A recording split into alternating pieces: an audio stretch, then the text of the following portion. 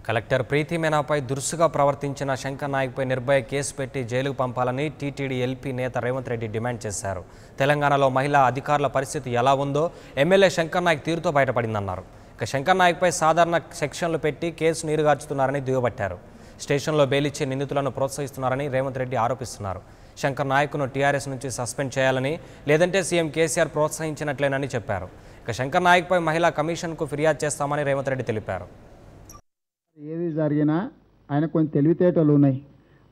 ఆ తెలివితేటలు కాస్త అతి తెలివితేటలుగా మారి ప్రతిదానికి ఆయన చేసింది వేగంగా ముఖ్యమంత్రి గారు కదిలిండ్రు. ఉప ముఖ్యమంత్రిని సీతారాం నాయకును పంపించి అధికారి మీద ఒత్తిడి తీసుకొచ్చిండు.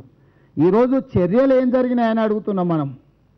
ఈ చర్యల సంగతి చెప్పకుండా ఆ పక్కన జరిగింది ఈ పక్కన ఇది జరిగింది అని అంటే పాకిస్తాన్లో ఉరి తీసిండ్రు. ఇట్లాంటి ముఖ్యమంత్రులను, ఇట్లా వ్యవహరించిన వాళ్ళను ఉరి తీసిండ్రు. ముషరాఫ్ను తీసుకుపోయి లోపలేసిండ్రు. కేసీఆర్ను కూడా అట్లనే చేయాలని కోరుకుంటుండా.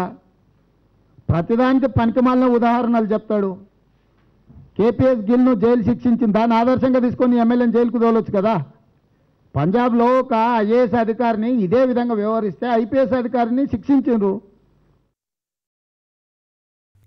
For more updates, please subscribe 99 TV Telugu.